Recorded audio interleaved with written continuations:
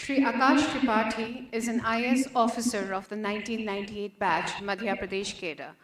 He joined as Managing Director of Solar Energy Corporation of India Limited in August 2025. Before joining SECI, he was working as Additional Secretary in the Ministry of Power, Government of India. He has also served as CEO in MyGov, MD and CEO DIC, and CEO India Semiconductor Mission under the Ministry of Electronics and Information Technology. Divisional Commissioner, Indore, Principal Secretary, Department of Technical Education, Bhopal, Commissioner, Health and Family Welfare, Bhopal, Secretary, Energy, Government of Madhya Pradesh, MD, MP, Paschim Kshetra Vidyut Vitran, Indore, Additional Secretary, Chief Minister's Office, Collector at Indore, Gwalior, Morena, Balaghat, and Commissioner, Municipal Corporation, Indore. He graduated in BE, Electronics and Telecom Engineering, and has done MBA Finance. I invite Shri Tripathi ji for his industry overview.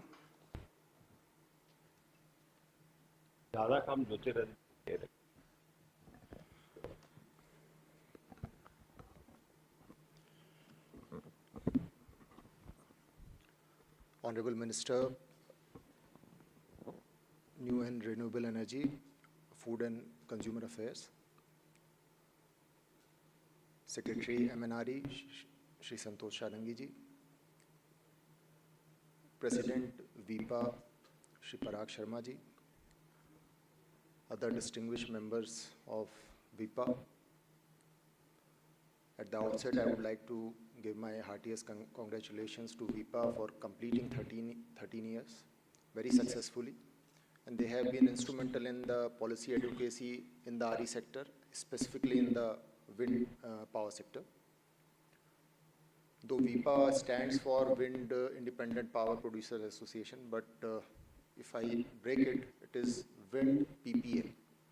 So that signifies how important is the PPA for the sector, for the growth of this sector and for the investor confidence in this sector. The wind journey has been a phenomenal journey in India. We started with a modest beginning in wind-rich states like Tamil Nadu and Gujarat, small projects. But now we have reached to a scale of 56 gigawatt. And last year we have achieved a scale of 6 gigawatt plus, well on our way to a 10 gigawatt scale, which is required to achieve a net zero target by 2070 and our Viksit Bharat targets, and also our NDCs, which we have recently updated for 2035. Wind has certain advantages. It has a lot of complementarity with solar. We get a lot of generation in the non-solar hour, which is the bone of contention here for the grid. We have a supply chain which is almost indigenous, unlike solar and BESS. In solar, we are going to be self-reliant very soon in all the parts of the supply chain. But in wind, we already have that supply chain, domestic supply chain. But still, with these advantages, do we think that we'll be able to achieve this 10 gigawatt scale and to reach the targets which we are keeping for ourselves? In as is scenario, I don't think that that would be possible. It would be really difficult. We need to realign our strategies if we want to really achieve the 10 gigawatt scale and going forward. First and foremost is the grid.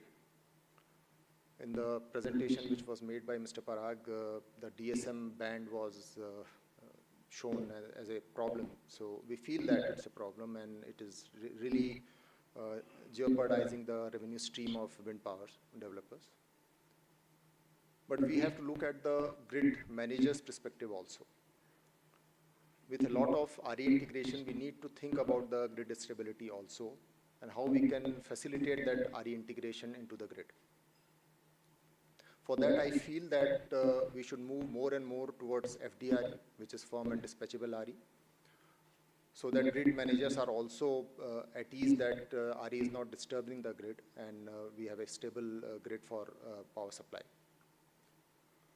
We are coming out with many tenders which are FDRE tenders, and I understand, and I have been given this understanding that FDRE combination, which has an optimum mix of solar, BESS, and wind, would be the best combination for providing FDRE combinations and also RE-RTC combinations.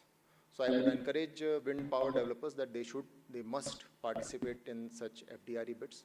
Though we'll come out with independent wind tenders also. We have recently published a tender only yesterday, and we'll keep on coming out with such tenders.